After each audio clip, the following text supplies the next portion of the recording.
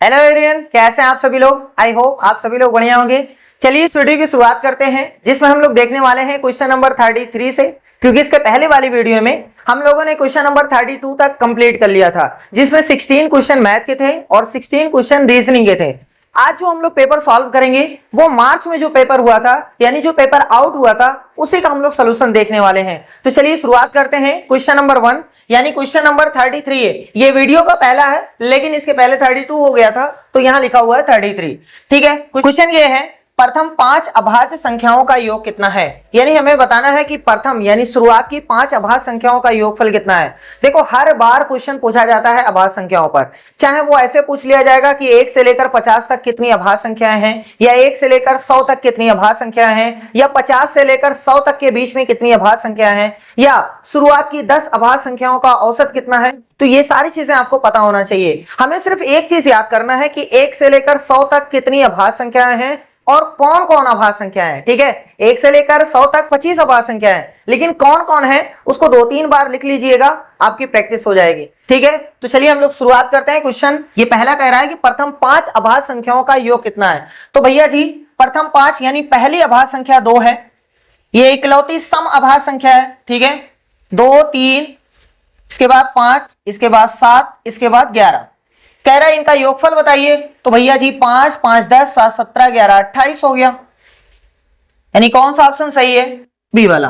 तो ये आंसर हो गया 28। ठीक है, अगर आपको जानना है कि 1 से लेकर 100 तक कितनी संख्या है, तो हम लिख दे रहे हैं भैया 1 से 100 तक अभाज्य संख्याएं 2, 3, 5, 7, 11, 13, 17, 19, 23, इसके बाद नंबर आता है 29, 31, 37, उसके बाद आता है 41, 45, 47, उसके बाद 53, 53 के बाद आता है 59 का नंबर, 61, 67, 71, 73, इसके बाद 79, फिर 83, फिर 89 और फिर लास्ट में आता है 97।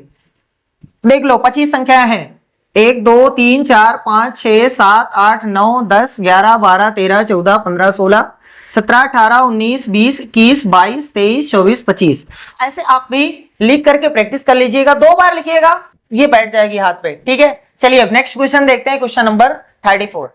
अब इस क्वेश्चन को देखते हैं। कह रहा है कि 3 संख्याएं 3, 4, 5 के अनुपात में है और उनका एलसीएम 2400 है, तो उनका HCF कितना होगा।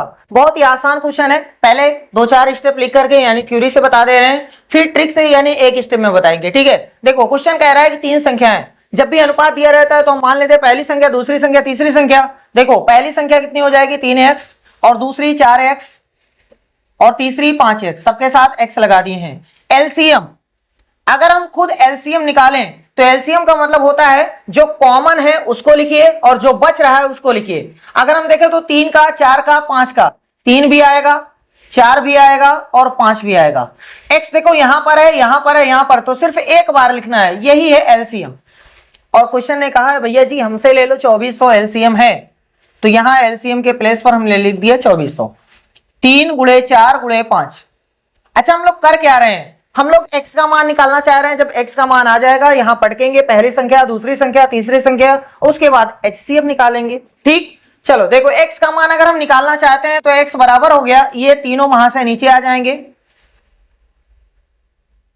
3, 4, 5, 3 एकम 3, 3 अठे 24, 00 साथ में रहेगा, 4 एकम 4, 4 दूनी 8, 00 साथ में रहेगा, 5 एकम 5, 5 और 20, 1 0 बचा। ठीक है, इसका मतलब x का मान आ गया है 40। यहां से सुनो, यहां से एक तरीका यह है कि x का मान यहां रखो, यहां रखो, यहां रखो, यहां रखोगे 120 हो जाएगी पहली संख्या, यहां रखोगे 160 हो जाएगी दूसरी संख्या, यहां रखोगे 200 हो जाएगी तीसरी संख्या, उसके बाद आप HCF निकालेंगे। ठीक, लेकिन अगर हम थोड़ा सा ऐसे सोचें कि सर जी पहले लाओ HCF निकाल देते हैं, उसके बाद x का मान रखते हैं। अगर हम HCF निकालते हैं, HCF का मतलब मासा, मासा का मतलब होता है जो सब में हो, जो कॉमन हो, उसी को मासा बोलते हैं। देखो कॉमन क्या है भैया, x x x, इसका मतलब ये हुआ कि x जो है सब में है, तो वही हमारा कॉमन है। तो HCF का आंसर तो x आया है और x का आंसर कितना है 40, इसका मतलब HCF कितना आ गया 40। तो अब से याद कर लेना है कि जो x का मान होगा वही हमारा HCF, जो x का मान होगा वही हमारा HCF होगा। ठीक है, जब भी ऐसा क्वेश्चन आता है तो जो x का मान होगा वही हमारा HCF होगा। अब अगर हम लोग ट्रिक से देखना चाहते हैं, मतलब फार्मूले से डायरेक्ट एक स्टेप में, तो बहुत ही आसान है। तो उसके लिए HCF का फार्मूला बनता है, HCF बराबर होता है LCM और जितना अनुपात है सबको गुणा करके नीचे लिखना है। कितना अनुपात है भैया? 3 गुणे में 4 गुणे में 5। अगर हम LCM यहां पटकते हैं, LCM का उत्तर है 2400, नीचे है 3 गुणे में 4 गुणे में 5। भैया जी ये भी तो चीज वही है, कुछ अलग से थोड़ी ना है। बस इतना समझाने से अच्छा है बस खाली डायरेक्ट x बराबर लिखते हैं या HCF बराबर लिखते हैं। सॉल्व करेंगे तो x का मान कितना आ जाएगा 40, यानी कौन सा ऑप्शन सही है? पहला वाला ऑप्शन सही है। अब क्वेश्चन नंबर 35 देखते हैं। कह रहा है 4.036 को 0.04 से विभाजित करने पर प्राप्त होता है, यानी इसमें इससे भाग देना है। तो भैया जी बहुत आसान है, इसको रखो ऊपर 4.036 ऊपर जाए और नीचे 0.04। सबसे पहले दशमलव है, अगर आपको बिना दशमलव हटाए काटना आता है तो काट दीजिए, लेकिन उसमें गलती होने के चांस ज्यादा होते हैं। पहले दशमलव हटा लेते हैं, उसके बाद देखते हैं कटता है काटेंगे, नहीं तो वही आंसर बता देंगे। देखो यहां दशमलव के बाद 3 अंक है, यहां दशमलव के बाद 2 अंक है, तो सबसे पहले बराबर कर लो 0 बढ़ा करके, दशमलव के बाद 3 अंक, दशमलव के बाद 3 अंक, बराबर हो गया। दशमलव का सत्यानाश कर दो। अब आपके पास बचा क्या है? ऊपर बचा है 4036 और नीचे बचा है 0040, यानी 40, इसको सिर्फ पढ़ो। ठीक है, अब देखो 4 से काटते हैं, 4 दाम 40, यहां इतना आ गया, लेकिन 3 में अब पहाड़ा नहीं जा रहा है, 0 बढ़ाना पड़ेगा भैया। ठीक, अब यहां से कितना आ जाएगा 4 9 36, ऊपर आ रहा है 1009 और नीचे आ रहा है 10। 10 से भाग देने पर 0.1 पॉइंट खिसक जाता है, यानी यहां आके बैठ जाएगा यहां, तो उत्तर हो गया 100.9। ठीक है, यानी पहला वाला ऑप्शन सही है। अब क्वेश्चन नंबर 36 देखते हैं। कह रहा है 0.000216 का घनमूल है। हमारा क्वेश्चन है 0.000216, इसका घनमूल निकालना है, यानी 1/3 घात निकालना है। चलो भैया देखो, आपको पता है 216 का घनमूल 6 होता है, लेकिन क्या सर जी यही आंसर रहेगा? नहीं, घनमूल जब कभी भी घनमूल रहेगा तो हमेशा 3-3 का पेयर बनता है, अगर वर्गमूल रहेगा तो 2-2 का पेयर बनता है। ठीक है, देखो 3 का पेयर 3 का पेयर, एक अंक यहां से आएगा एक अंक यहां से आएगा, इसका मतलब दशमलव के बाद आपके पास 2 अंक होना चाहिए, दशमलव के बाद 2 अंक होना चाहिए। वैसे भी देख सकते हैं यहाँ 3 अंक है, यहाँ 1 अंक है, यहाँ 2 अंक है, ये वाला सही है। ठीक है, लेकिन ये याद कर लीजिए, अगर घनमूल पूछा है तो 3-3 का पेयर बनेगा, वर्गमूल पूछा है तो 2-2 का पेयर बनेगा। जैसे 216 का आपका घनमूल पता है 6 होता है, अब एक अंक यहां से निकलेगा एक अंक यहां से निकलेगा। सर जी हमारे पास 216 का तो 6 आ गया, एक अंक और चाहिए, तो 0 बढ़ा लो, उसके बाद दशमलव ठोक दो। सही है, ये आंसर है। अगर क्वेश्चन ऐसा होता 0.000 और कितना देते भैया 225 और बोले कि वर्गमूल निकालो, वर्गमूल, तो 225 का आपको पता है 15 होता है, क्या यहां दशमलव ठोक दें? नहीं, गलत हो जाएगा, क्योंकि वर्गमूल में 2-2 का पेयर बनता है। देखो 1 2 3 पेयर बना है, इसका मतलब दशमलव के बाद 3 अंक होना चाहिए, यहां तो दशमलव के बाद आपके पास 2 ही अंक है। अब कोई कहेगा लाओ यहां बढ़ा लेते हैं, नहीं भैया यहां तो बढ़ा सकते हैं, चाहे एक बोरा बढ़ाओ, वो नहीं, इधर बढ़ाओ, इधर, ये सही है। ठीक है, तो घनमूल में 3-3 का पेयर बनाते हैं और वर्गमूल में 2-2 का पेयर बनाते हैं। कौन सा ऑप्शन सही है? 0.06, यानी बी वाला ऑप्शन सही है। अब क्वेश्चन नंबर 37 देखते हैं, बहुत ही आसान एवरेज का क्वेश्चन है। कह रहा है 5 संख्याओं का औसत 27 है, यदि एक संख्या हटा दी जाए तो औसत 25 हो जाता है। निकाली गई संख्या है 27 बचे 135, 25 चौका 100, यानी उत्तर हो जाएगा 35। सर जी इतनी जल्दी कैसे हो गया? देखो एक्चुअल में क्या हो रहा है, 5 संख्याओं का औसत, औसत बराबर क्या होता है भैया? औसत बराबर होता है पदों का योग, मतलब जितनी भी संख्या है सबका योग, नीचे होता है पदों की संख्या, पदों की संख्या। तो यहां से अगर हम योगफल निकालना चाहें तो इसको इसमें गुणा करेंगे। वैसे भी हम रख दे रहे हैं औसत, औसत कितना दिया है 27, योगफल बटे में पदों की संख्या, कितने लोग हैं 5, तो इसीलिए इन दोनों को गुणा किया जाता है तो योगफल आ जाता है 27 पंजे 135। ठीक, 5 संख्याओं का योगफल 135 है। आगे कह रहा है यदि एक संख्या हटा दी जाए, मतलब अब कितनी संख्या बची, 4 ही संख्या, नीचे कितना रहेगा भैया 4 रहेगा, इसका एवरेज कितना है 25, और यहां क्या रहता है योगफल। अब अगर देखा जाए योगफल कितना हो जाएगा भैया 25 चौका 100।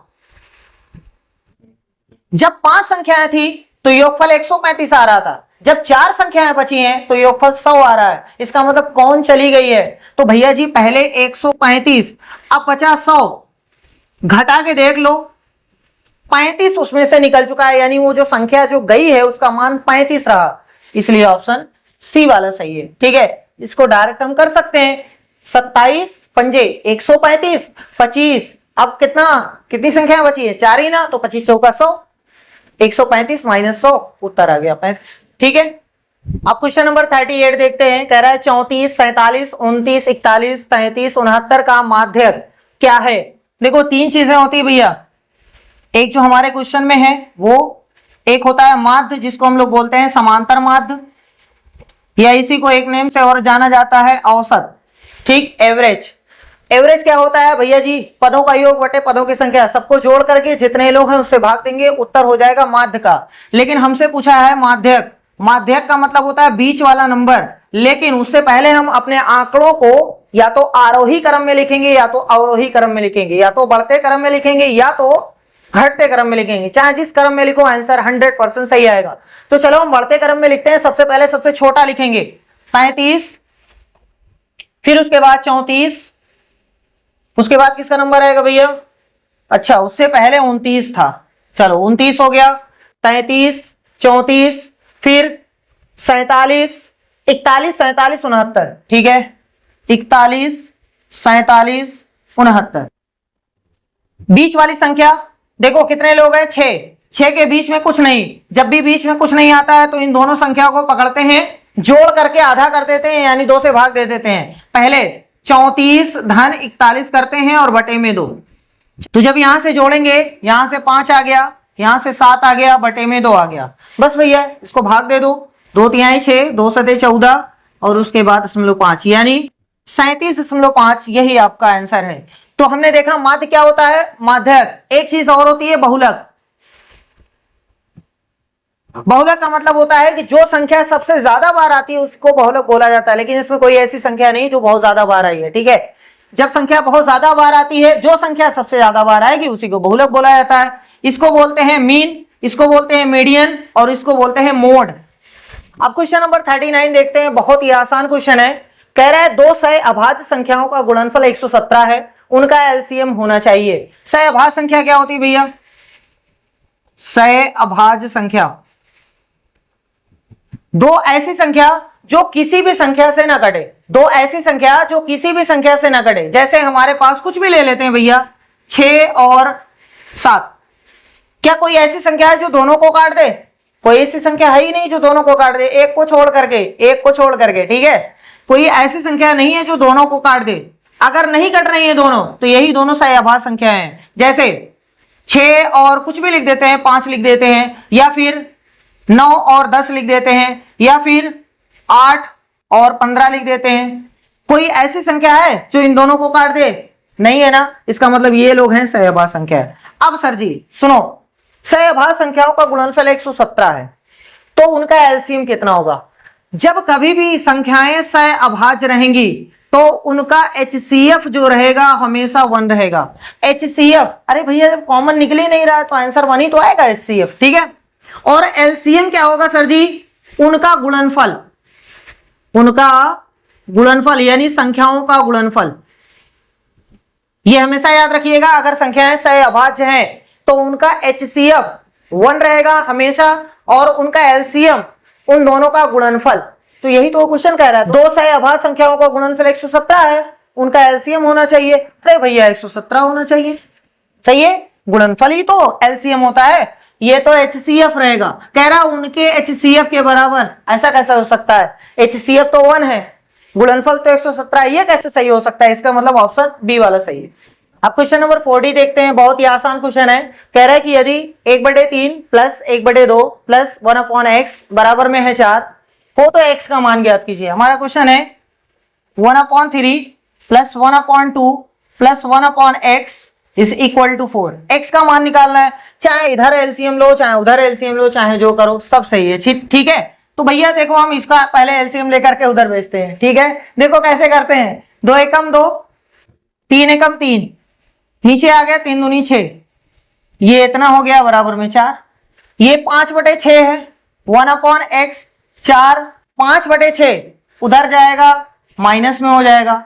अब 1/x बराबर 6 चौक 24 माइनस 5/6, तो यहां से 1/x बराबर में 24 माइनस 5 यानी 19/6। 19/6 न लगाइएगा, x का मान पूछा है तो पलटिए, इधर अगर पलटोगे तो इधर भी पलटेगा। ठीक है, अगर नहीं समझ में आ रहा तिर्यक गुणा करके करिएगा तब भी उतना ही आएगा। अगर हम पलटते हैं तो यहाँ x/1 हो जाएगा, यहाँ 6/19 हो जाएगा, और बटे 1 लिखते नहीं इसलिए x का मान हो गया 6/19, यानी पहला ऑप्शन सही है। अब क्वेश्चन नंबर 41 देखते हैं, ये फिर से एवरेज का क्वेश्चन है, औसत का क्वेश्चन है। कह रहा है कि एक छात्र के अंक गलती से 63 के बजाय 83 दर्ज हो गए, इस कारण से कक्षा के औसत अंक आधे से बढ़ गए, कक्षा में छात्रों की संख्या है 40। उत्तर होगा, बहुत ही आसान है। देखो कैसे किया गया है, एक छात्र के अंक गलती से 63 के बजाय 83 दर्ज हो गए, लिखना था 63 लेकिन लिख दिया गया है 83। ठीक, इस कारण से कक्षा के औसत, औसत का मतलब आप समझ रहे हैं ना, औसत का मतलब ये होता है सबको बराबर बराबर बांटना, सबको बराबर बराबर, चाहे 10 लोग हो चाहे 20 लोग हो चाहे 2 लोग हो, सबको बराबर बराबर बांटना ही औसत होता है। ठीक, कह रहे इस कारण से कक्षा के औसत अंक आधे से बढ़ गए, मतलब जिसका अंक 10 रहा होगा वो 10.5 हो गया, यानी आधा आधा अंक सबका बढ़ गया, आधा आधा अंक सबका बढ़ गया।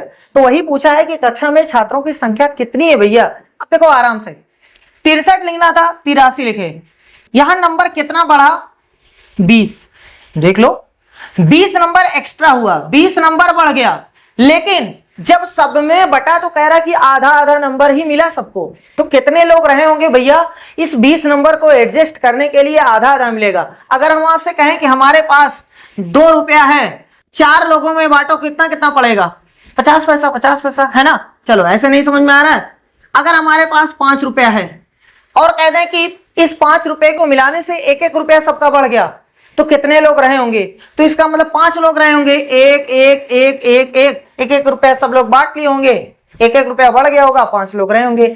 तो इसका मतलब ये हुआ कि सर जी इस 20 को बैलेंस करने के लिए कितने लोगों की जरूरत पड़ेगी, और सबको मिलेगा आधा आधा, आधा आधा मतलब 98। तो भैया 1/2 1/2, या ऐसे नहीं समझ में आ रहा, 0.5 अच्छा 2 लोगों में 1 अंक जा रहा है, तो ऐसे 20 अंक खत्म करने के लिए 40 लोगों की जरूरत पड़ेगी। ठीक है, तो हमारा ऑप्शन हो गया बी वाला। चलो भैया क्वेश्चन नंबर 10 देखते हैं, घातांक के नियम पर आधारित ये प्रश्न है।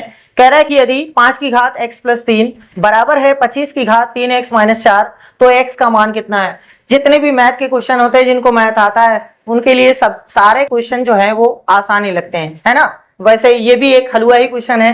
कह रहा है 5 की घात जो है वो x + 3 है, और यहां 25 की घात 3x - 4, यहां घात में बैठा है x का मान निकालना है, इसका मतलब आधार को बराबर करना पड़ेगा। यहां 5 है, यहां 25, कैसे बराबर होगा, 25 को 5 बना लो, है ना, आसान है। 5 को 25 नहीं बनेगा, है ना, बड़ी दिक्कत हो जाएगी, बटे में घात लगेगी, कोई दिक्कत नहीं होगी। जिनको बहुत ज्यादा अच्छी तरीके से पता है घातांक का नियम, कोई दिक्कत नहीं है, लेकिन 25 को 5 बनाना आसान है।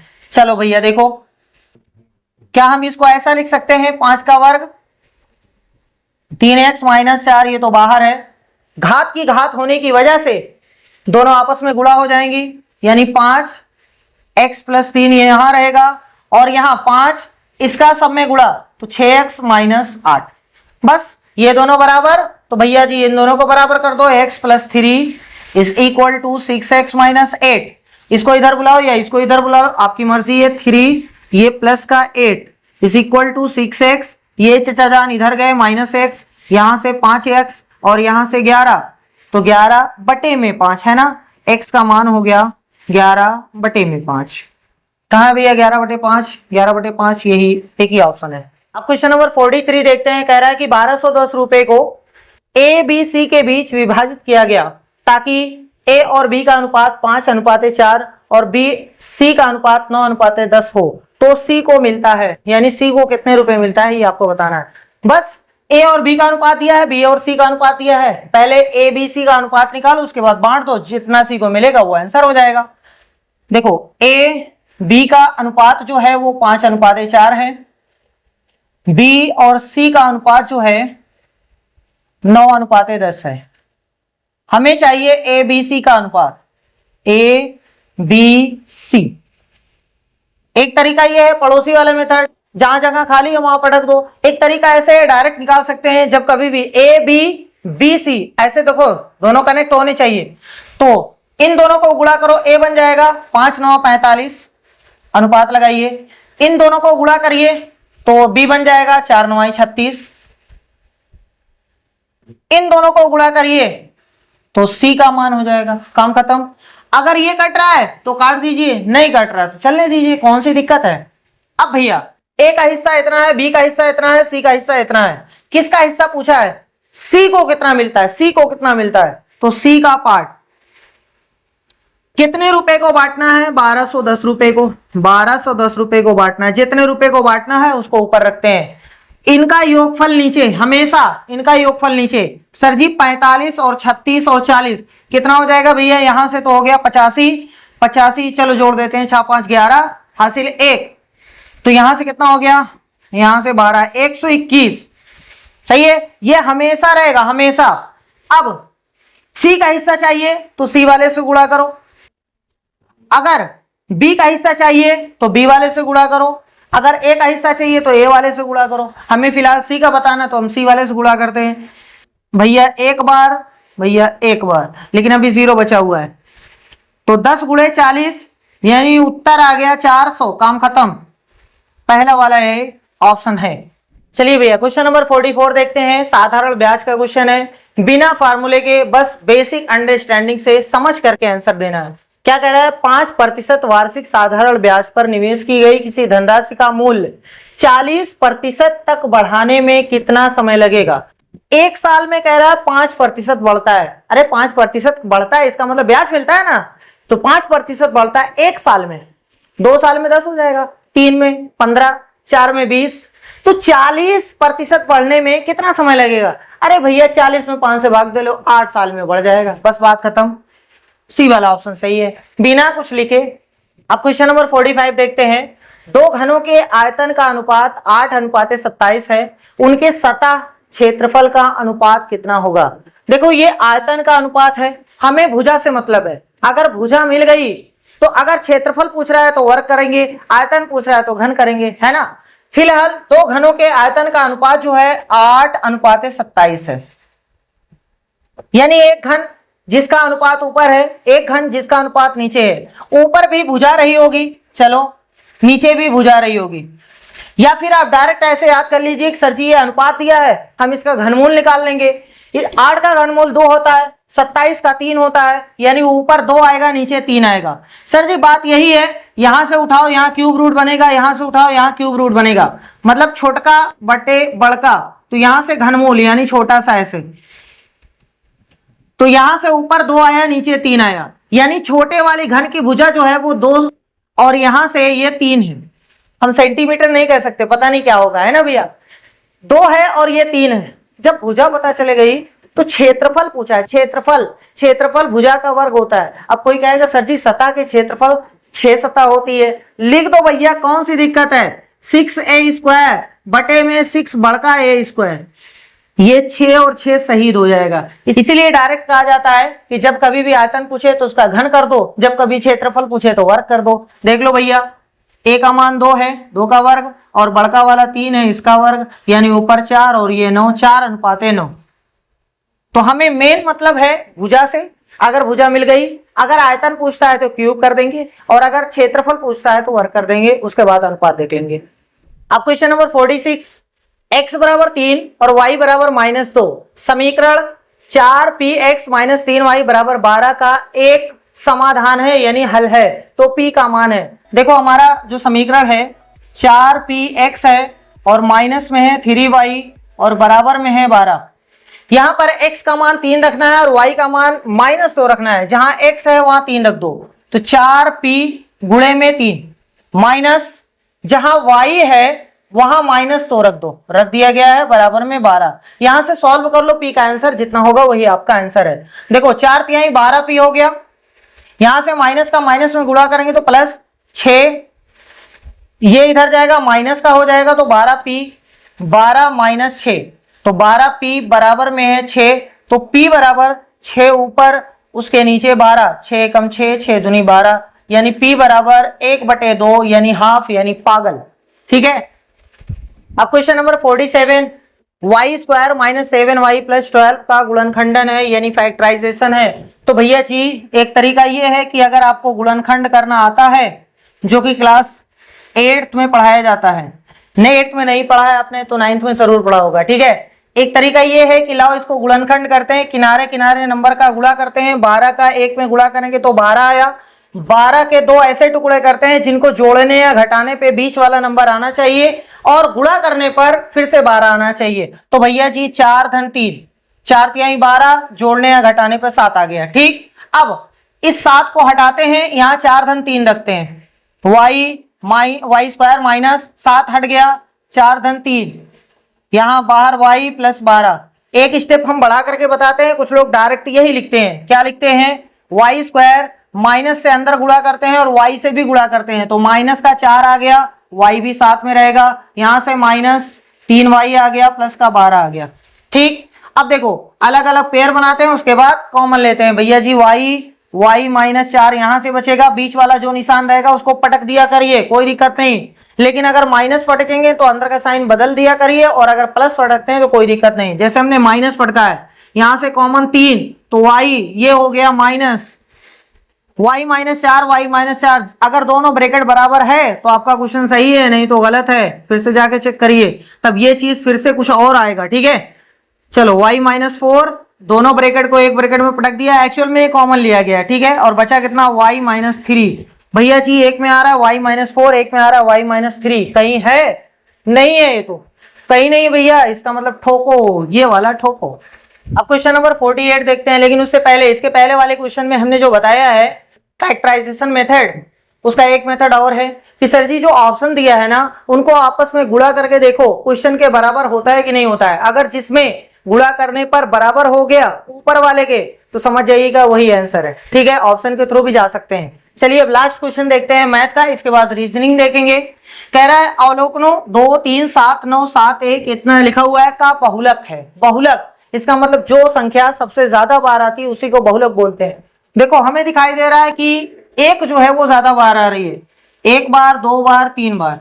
अच्छा और कोई है, 9 भी, 1 2 3, देखो यहाँ 9 भी 3 बार आया है, 1 जो है वो भी 3 बार आया है, तो यहाँ 2 लोग बराबर आ गए, तो 2 लोग बराबर आ गए, झगड़ा नहीं करेंगे, दोनों आंसर होंगे। 9 भी उत्तर है, 1 भी उत्तर है। ठीक है, समझ में आ रहा है। जब कभी भी ऐसा कि नंबर ऑफ टर्म्स जो है वो इक्वल आ जाए, जैसे देखो यहाँ 3 आ गए, ये भी 3 बार आया, वो भी 3 बार आया, तो दोनों हमारे आंसर होंगे। ठीक है, तो यहाँ से 1 भी उत्तर है और 9 भी उत्तर है, यानी 1 से अधिक वाला ये राइट आंसर है, ऑप्शन डी वाला। अगर ऐसा होता कि 9 जो है वो 4 बार है, 1 जो है वो 3 बार है, तो 9 जीत जाता। अगर 1 जो है वो 4 बार होता, 9 जो होता है वो 3 बार होता, तो 1 जीत जाता, यानी 1 उत्तर होता। ठीक, चलिए भैया क्वेश्चन नंबर 49 रीजनिंग का पहला क्वेश्चन है, बहुत ही आसान क्वेश्चन है। एक युग्म चुनिए जिसमें शब्द भिन्न भिन्न प्रकार से संबंधित हो, मतलब दो जो युग्म दिए हैं उसमें संबंध तो एक जैसा है, लेकिन एक युग्म ऐसा है जिसमें संबंध एक जैसा नहीं है। जैसे देखो यहाँ शराब का संबंध जो है वो अंगूर से है, यानी अंगूर से शराब बनती है। ठीक है, बहुत अच्छी बात है। यहाँ देखो जूते का संबंध चमड़े से है, यानी चमड़े से जूता बनता है, लेकिन यहाँ से वो संबंध नहीं दिखाई दे रहा, फसल का गेहूं से वो संबंध नहीं है, इसका मतलब ये गलत है, वही हमसे पूछ रहा है, तो यही वाला ऑप्शन सही हो जाएगा, सी वाला। चलिए भैया क्वेश्चन नंबर 50 देखते हैं। देखो इसके पहले के 2 क्वेश्चन हमने रोक लिए हैं, कुल 3-4 क्वेश्चन रोकेंगे, उसको लास्ट में बताएंगे, जो सीरीज के होंगे, मिसिंग नंबर्स के होंगे। ठीक है, चलो इस क्वेश्चन को पहले देखते हैं। कह रहा है एक दौड़ में मोहन नमित से तेज दौड़ा, यानी मोहन जो है वो नमित से तेज दौड़ा है, तो इसका मतलब नमित पीछे कहीं रहा होगा, मोहन उसके आगे है। ठीक, और ओम पवन से तेज दौड़ा, लेकिन ना यहाँ ओम है ना पवन है, तो थोड़ा सा आगे बढ़ो। यदि नमित एवं ओम दोनों बराबर हैं, अब देखो यहाँ कनेक्शन आ गया, नमित एवं ओम दोनों बराबर हैं, ये नमित है, यहां इसी के बराबर में है ओम, चलो यहां लिख दिए ओम। अब यहां से आप पढ़ सकते हैं कि नमित से तेज दौड़ा और ओम पवन से तेज दौड़ा। ओम जो है वो पवन से तेज दौड़ा, यानी ओम आगे है, पवन इनके पीछे है। अब कुछ भी पूछे हम बता सकते हैं, सबसे पीछे पवन, सबसे आगे मोहित, है ना, सॉरी मोहन। चलो भैया देखो, कह रहा है कि तो दौड़ में प्रथम कौन था? अरे भैया प्रथम मोहन और चाचा, और कौन? ऑप्शन ए सही है। अब क्वेश्चन नंबर 51 देखते हैं, डायरेक्शन का यानी डायरेक्शन एंड डिस्टेंस का क्वेश्चन है। कह रहा है अपने घर से निकलकर कमला दक्षिण दिशा में 50 मीटर गई।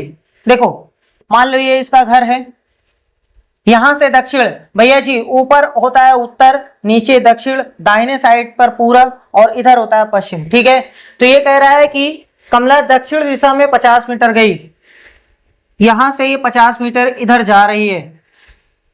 ठीक है, मतलब जब इधर जा रही तो दाहिना हाथ इधर है, बायां हाथ इधर है। आगे बोला है फिर बाएं मुड़कर यानी इस साइड मुड़कर 60 मीटर चली। चलो भैया 60 मीटर, अब यहां पहुंच गई है, दाहिना इधर हाथ है, बायां हाथ इधर है। ठीक है, ये है 60 मीटर।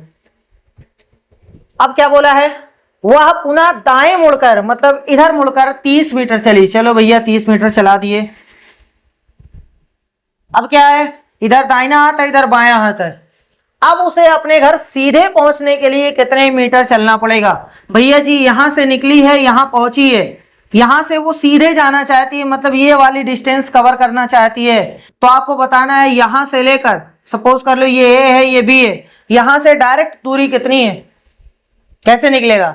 है तो बहुत आसान, लेकिन थोड़ा सा लॉजिक है। देखो यहां पर समकोण त्रिभुज आपको बनाना है। कुछ लोग कहेंगे लाओ इसको और इसको बना दे, ऐसा करोगे तब भी आंसर आ जाएगा, लेकिन थोड़ा सा लेंदी होगा। अब ऐसा सोचो, एक लाइन इस लाइन के पैरेलल या तो यहां खींच लो, ठीक है, या तो यहां खींच लो, दोनों में से एक ही खींचना है, या तो ऊपर या तो नीचे। फिर उसके बाद इसको इससे ज्वाइन कर लो या फिर इसको इससे ज्वाइन कर लो, दो में से एक ही काम करना है। बार बार हम बता रहे हैं, या तो ऊपर वाला या तो नीचे वाला।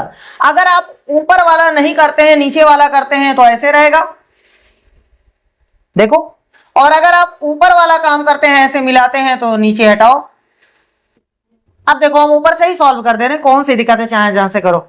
ये है 50, तो ये भी कितना रहेगा 50, बहुत अच्छी बात है। ये कितना है 60, तो ये कितना रहेगा 60। अब देखो हमारे पास बड़ा वाला समकोण त्रिभुज बन गया है, बड़ा वाला समकोण त्रिभुज, जिसमें ये है 60, ये है 50 और ये है 30, कुल मिलाकर के 80। ठीक है भैया, यहां से लेकर यहां तक कितना हो गया 80। यहां बी है, यहां ए है, कमला यहां है, उसको अपने घर यहां तक जाना है, मतलब ये वाली डिस्टेंस बता दो। सर जी ये 90 अंश है, तो पाइथागोरस प्रमेय लगाओ, यानी कर्ण का वर्ग बराबर लंब का वर्ग प्लस आधार का वर्ग। कर्ण का वर्ग नहीं पता है, यानी एक्स का वर्ग, लंब का वर्ग चाहे जो लो, चाहे ये चाहे कोई दिक्कत नहीं है। बस भैया चलो 60 का वर्ग, अरे 6 का वर्ग 36 होता है ना, एक 0 है तो डबल 0 पटक दो, 2 होता है तो 4, 6 होता है तो 12। चलो भैया 8 का वर्ग 64 और ये डबल 0, इन दोनों को जोड़ दो तो इतना हो गया। ये एक्स स्क्वायर का मान है और एक्स का मान कितना हो गया, इसको बॉक्स के अंदर रखो भैया। देखो पेयर बनाओ, एक बार 0 निकला, एक बार 0 निकला, एक तो अंदर रह ही नहीं सकता, वो कूद करके बाहर आएगा, इसका मतलब 100 मीटर आपका आंसर हो गया, ऑप्शन बी वाला।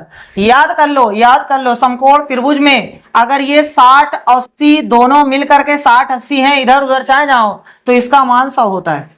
60 80 100 पाइथागोरियन ट्रिपलेट है। ठीक है, अब क्वेश्चन नंबर 52 देखते हैं, बहुत ही आसान क्वेश्चन, कैलेंडर का क्वेश्चन है। अगर आपने इसको कोड से किया होगा तो बहुत ही आसान है, नहीं तो थोड़ा सा कैलकुलेशन है। देखो यदि किसी एक वर्ष में मई 25 को रविवार है तो उसी वर्ष में दिसंबर 25 को सप्ताह का कौन सा दिन होगा। यहां पर डेट नहीं चेंज हो रही है, ईयर नहीं चेंज हो रहा है, खाली दिन बदल रहा है, महीना बदल रहा है ना। देखते हैं कैसे सॉल्व होगा। बहुत ही आसान है। जब कभी भी तारीख ना बदले, वर्ष ना बदले, तो हमेशा इस कोड का प्रयोग किया करिए।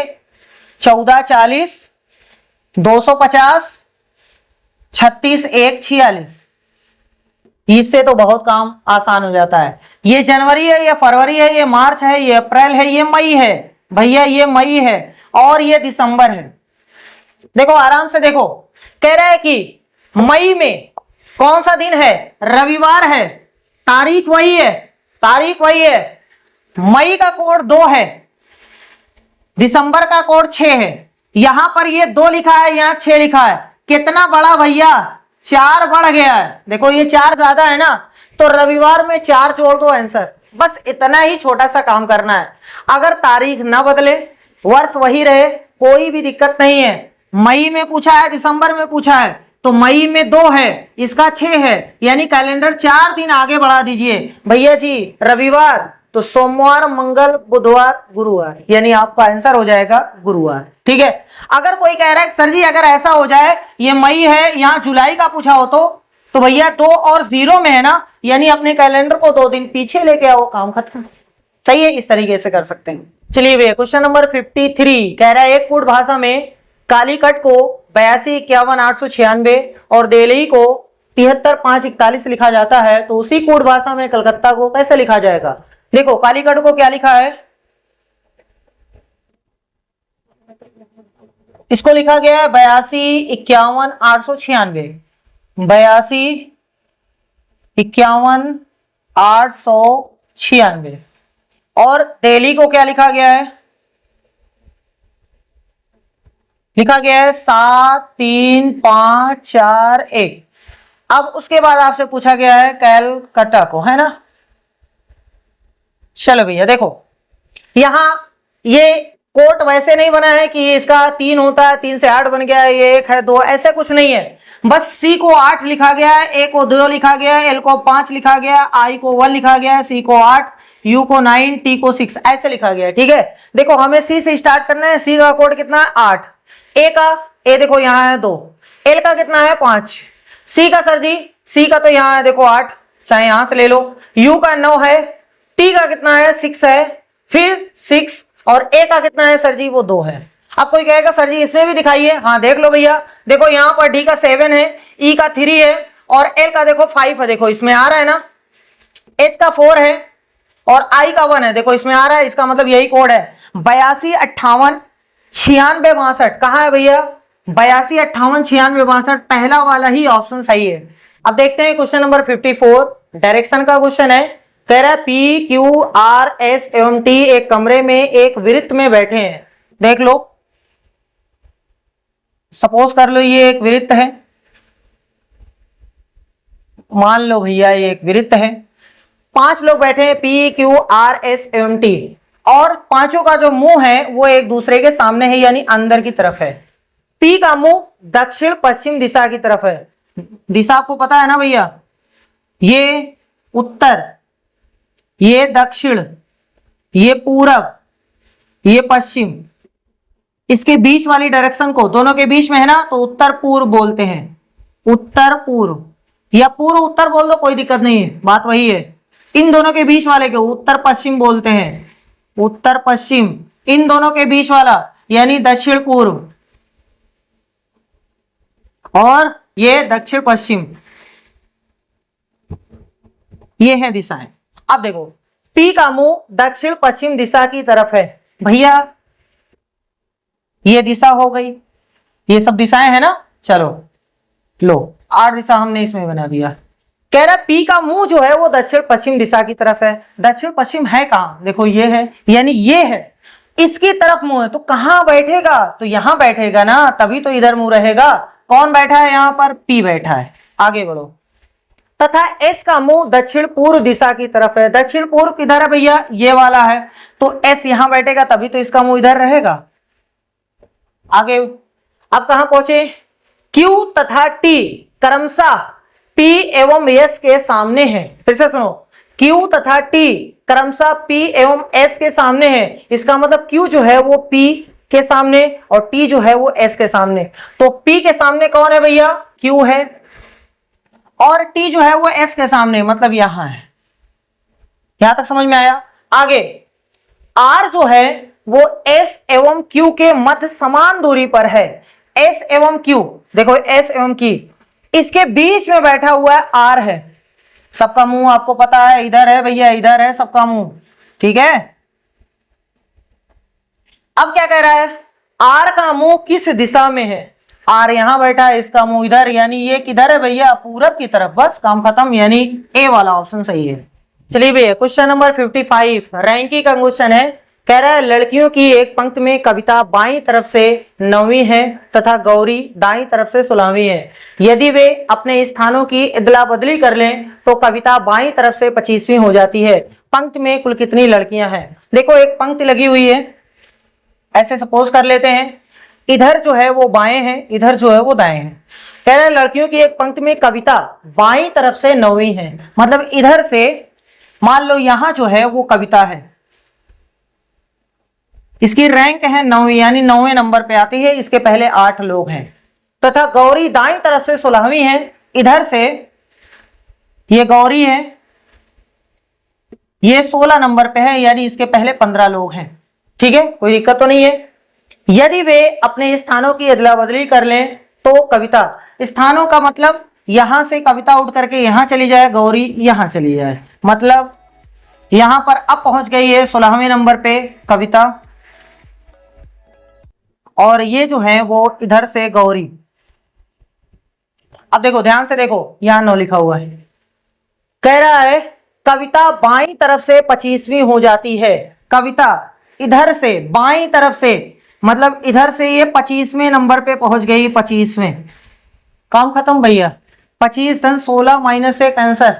ठीक है, 25वें पे है, इसका मतलब इससे पहले 24 लोग हैं, इससे पहले 24 लोग हैं, उन 24 को जोड़ो।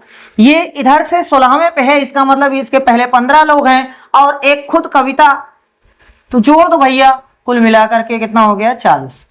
या फिर ऐसा करो, इधर से कितना है? लेफ्ट से 25, राइट से 16, जोड़ने के बाद -1 किया जाता है, यहां से आ गया 41 माइनस 1 यानी 40, लेफ्ट प्लस राइट -1, ये फार्मूला होता है, तो उत्तर हो गया बी वाला। चलिए भैया क्वेश्चन नंबर 56, बहुत ही आसान क्वेश्चन, फार्मूला याद तो क्वेश्चन हो जाएगा, नहीं तो गाड़ी फंस जाएगी। देखो कह रहा है निम्नलिखित में से कौन सा असत्य है, कौन सा गलत है, ये आपको बताना है। पहला बोल रहा है एक समबाहु त्रिभुज का क्षेत्रफल √3/4a² यानी भुजा का वर्ग होता है, तो सही बता रहा है। वो पूछा असत्य बताओ, इसका मतलब ये सही है भैया, इसको ना बताइएगा। अगला, एक त्रिभुज का क्षेत्रफल √3/2a² है।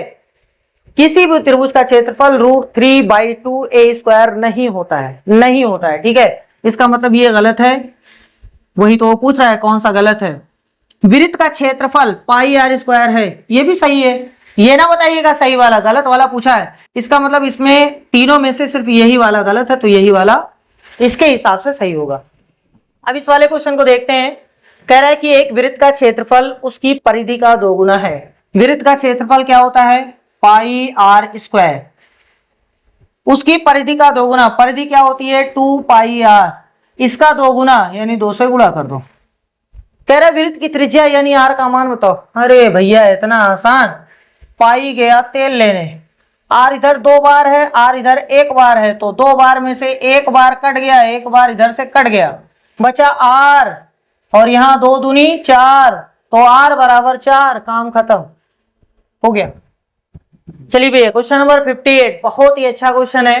कह रहा है कि अंक 0, 1, 2, 3, 4 के बिना दोहराव के प्रयोग से 4 अंकों की कितनी संख्याएं बनाई जा सकती हैं? देखो हमारे पास अंक है 0, 1, 2, 3, 4, कुल मिला के 5 अंक हैं। इसके यूज से, और वो भी बिना दोहराव के, कितनी 4 अंकों की संख्या बनाई जा सकती है, आपसे क्वेश्चन पूछा है। तो कितने अंकों की बनाना है? 4 अंकों की। सबसे पहले काम करो ऐसा, 4 खाना बना लो। ये इकाई है, दहाई है, सैकड़ा, हजार। अगर 5 अंकों की होती तो 5 खाना बनाते, 6 अंकों की तो 6 खाना बनाते। ठीक है, इधर से भरना चालू करना। आराम से देखो, आराम से। यहां पर क्या हम 1 भर सकते हैं? हाँ सर जी। 2 भर सकते हैं? यहां भर सकते हैं। 3 भर सकते हैं? यहां भर सकते हैं। 4 भर सकते हैं? यहां भर सकते हैं। 0 भर सकते हैं? नहीं। अगर हम यहां 0 भर देंगे तो ये जो संख्या बनेगी वो 3 अंकों की बनेगी, इसलिए यहां 0 नहीं भरा जा सकता है। तब बताओ कितने लोग भरे जा सकते हैं? आराम से सुनो, 1 2 3 4, ये चारों तो यहां भरे जा सकते हैं ना। कितने लोग भरे जा सकते हैं वही चीज यहां लिखना है। 4 लोग, तो यहां 4 लिख दो। अब आगे बढ़ो, सैकड़ा के प्लेस पर कितने लोग भरे जा सकते हैं? कितने लोग? अब आराम से पहले सुन लो, ये भरा जा सकता है, ये भरा जा सकता है, ये भरा जा सकता है, ये भी भरा जा सकता है, और ये भी भरा जा सकता है। इस बार ये 0 भी आ सकता है। क्या कितने लोग भरे जा सकते हैं? 5 लोग। लेकिन रुको, वो बोला है बिना दोहराव के। इसका मतलब जो चीज आपने यहां लिखा है वो यहां नहीं लिखेंगे। अगर मान लो यहां पर 3 आपने लिख दिया तो यहां 3 आप नहीं लिख सकते हैं, ठीक है। अगर 5 यहां पे लिख दिया, सॉरी यहां 5 है नहीं, 4 यहां पे लिखा है तो 4 यहां पे नहीं लिख सकते हैं, ठीक है। अगर यहां पे 1 लिख दिया तो यहां 1 नहीं लिख सकते हैं। कह रहा बिना दोहराव के, यानी ये कोई संख्या नहीं बनेगी, कोई संख्या नहीं बनेगी। कह रहा बिना दोहराव के। चलो बहुत अच्छी बात है। अब ध्यान से सुनो, है तो 5 लोग, लेकिन यहां सिर्फ 4 ही लोग भरे जा सकते हैं। क्यों? क्यों सर जी? 0 नहीं भरा जा सकता है? नहीं भैया, 0 भरा जा सकता है।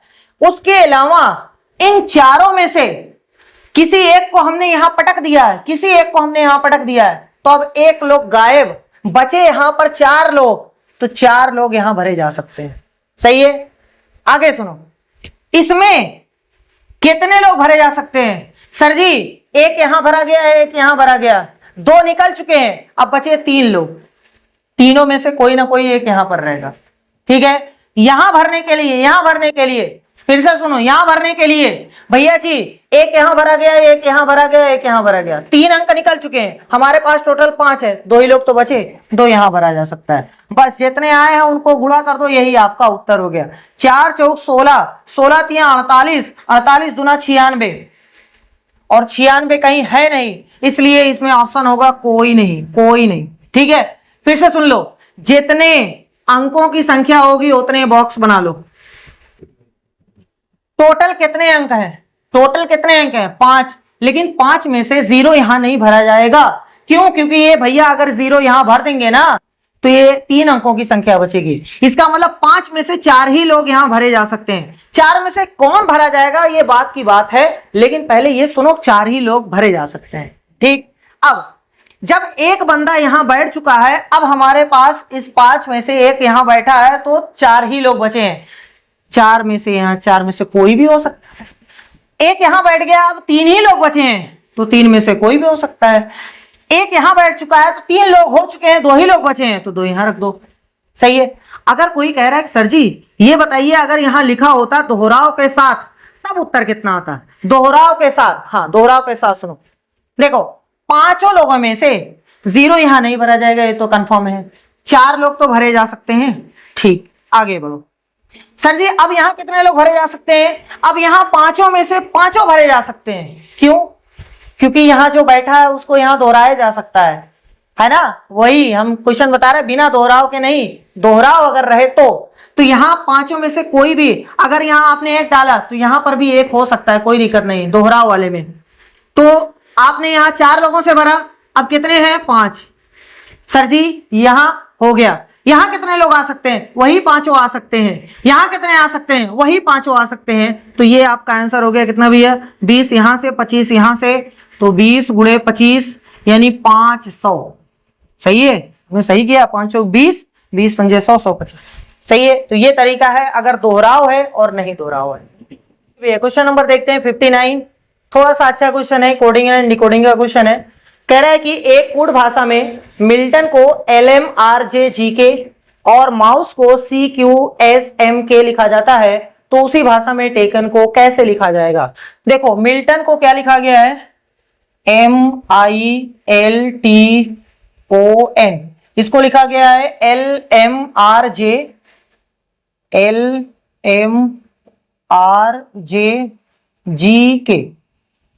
और माउस को क्या लिखा गया है? MOUSE, इसको लिखा गया है CQSMK। एम के।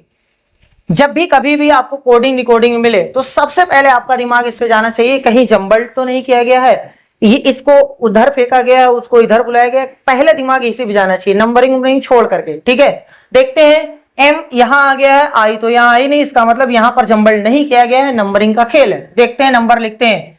एम को 13 बोलते हैं, आई को 9, ये है 12, ये है 20, ओ भैया 15 होता है, एन 14 होता है। ठीक, ये देखो 12 है, ये 13 है, और ये आर 18 होता है, जे का 10 होता है, जी का 7 होता है, और के का 11 होता है। ठीक है, अब देखो ये 13 है, 13 12 एक घटाया गया है, 9 में से कहां एक घटा है, 12 में से कहां, है ना। इसका मतलब जब इसमें दिमाग ना काम करे तो थोड़ा क्रॉस जरूर सोचा करिए। क्रॉस देखो, क्रॉस देखो, यहां का इससे 13 को 11 बनाया गया, इसका मतलब 2 कम किया गया। ठीक, यहां 9 को 7 बनाया गया, इसका मतलब 2 कम किया गया। 12 से 2 कम, 20 से 2 कम, 15 से 2 कम, 14 से 2 कम, इसका मतलब सही है। चलो इसमें भी देखते हैं क्या यही नियम इसमें भी लागू होता है। पहले ये 13 है, ये 15 है, ये 21 है, ये कितना है भैया 19 है, और ये 5 है, ये 3 है, ये क्यों है 17, और ये कितना है 19, ये है 13, और ये है 11। ठीक, 13 से 11 2 कम हुआ है, 15 13 हो गया, 21 19 हो गया, और ये 19 17 हो गया। इसका मतलब क्रॉस करके 2 माइनस किया गया है। तो हमें पूछा है किसका, टेकन का, TAKEN। टी का नंबर कितना होता है भैया 20, 1 11 5 14 20, तो यहां रहेगा कितना 18, 2 कम करना है, यहां 2 कम कर दिया हमने, यहां 1 है, 2 कम करेंगे। सर जी ये कैसे कम करें, जब कभी भी आपके पास इतना रहे कि घटा ना पाइएगा तो हमेशा 26 जोड़ के घटाया करिए। जैसे ये 1 नहीं 27 है, ठीक है, जब भी किसी में कम रहे तो 26 जोड़ दिया करिए। तो 26 1 27, 27 में से 2 गए, 25 यहां आना चाहिए। यहां 11 है तो 2 कम करेंगे, 9 आना चाहिए। यहां 5 है, 2 कम करेंगे तो 3 आना चाहिए। यहां 14 है यानी 12 आना चाहिए। ठीक है भैया, बस अब क्या, दिमाग लगाओ, काम खत्म है। 12 क्या होता है भैया एल, ये सी है, आई 25 वाई 18 हमें नहीं पता है, देख लीजिएगा। ठीक है, चलो भैया L C I Y R कहां है, L C I Y R यानी ये वाला ऑप्शन सही है। क्वेश्चन नंबर 60 देखते हैं। कह रहा है एक वस्तु के क्रय मूल्य 900 रुपए पर 20%, 30% और 40% क्रमिक छूट मिलती है, यानी क्रम से छूट मिलती है। छूट के बाद वस्तु की कीमत है, देखो लिखा हुआ है 900 रुपए,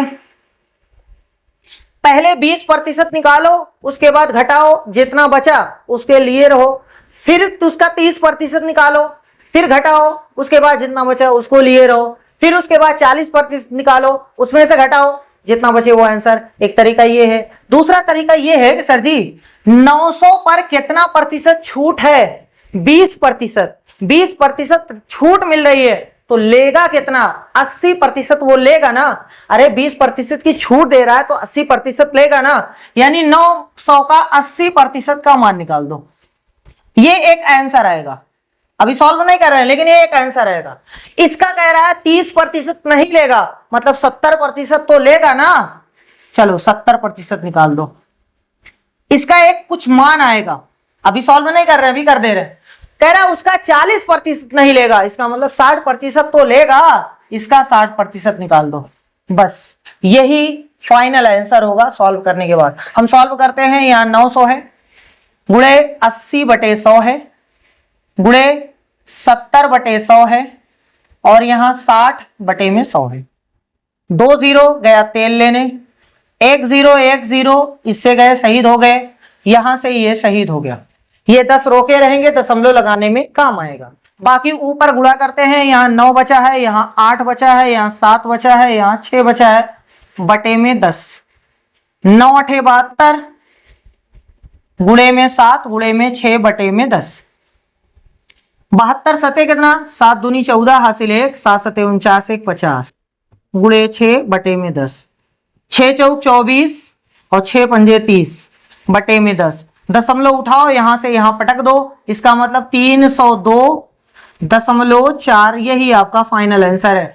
900 की कीमत थी, आपको मिलेगा 302 रुपए 40 पैसे में, यानी ऑप्शन बी में।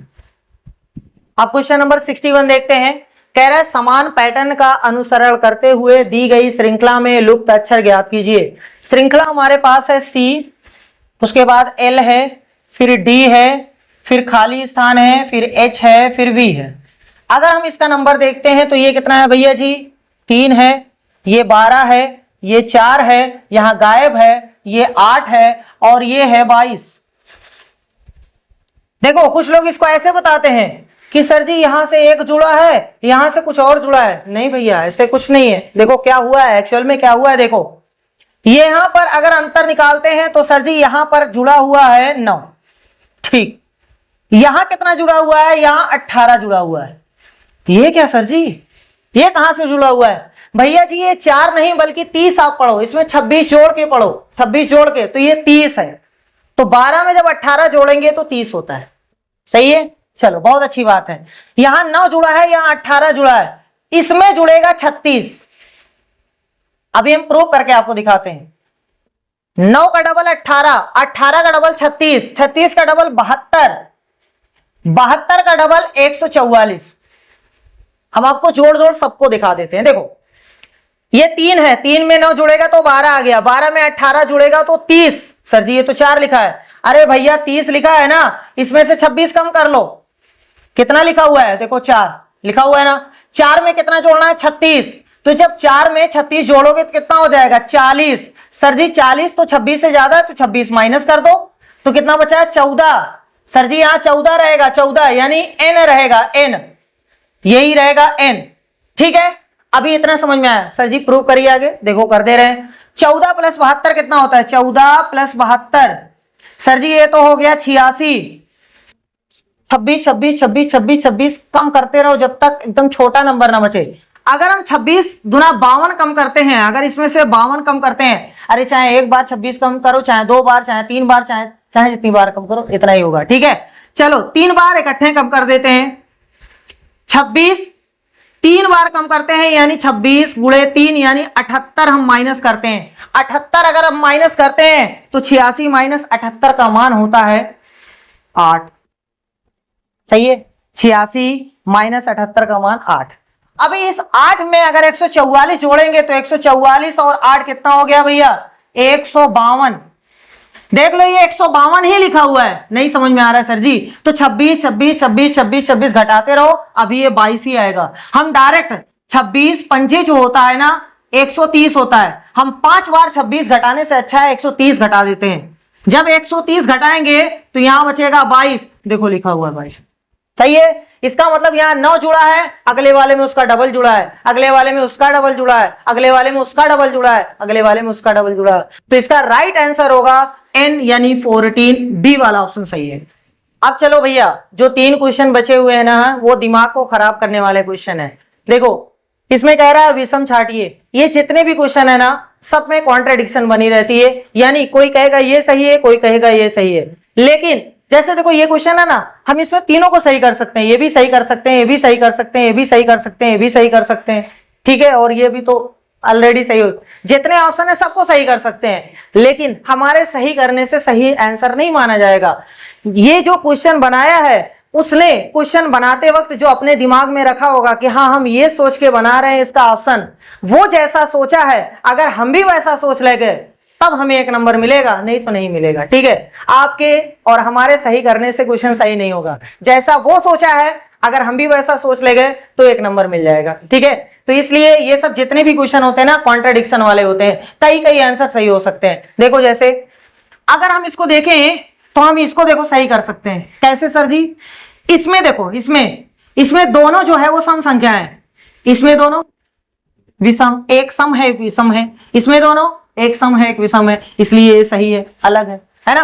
अगर ऐसा सर जी किया जाए, अंतर निकाला जाए तो इसका अंतर 80 और 50 का अंतर 30 होगा, इन दोनों का अंतर 27 होगा ना, और इन दोनों का अंतर 32 माइनस 13 19 होगा।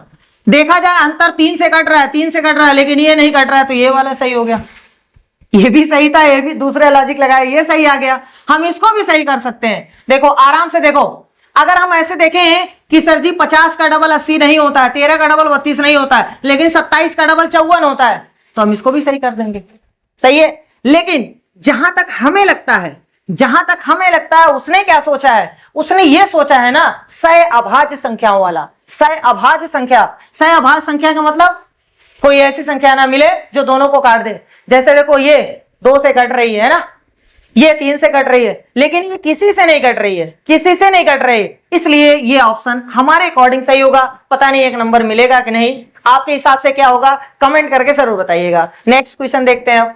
चलो भैया क्वेश्चन नंबर 63, ये भी वही वाला है। कह रहा दी गई श्रृंखला से एक गलत संख्या ज्ञात कीजिए।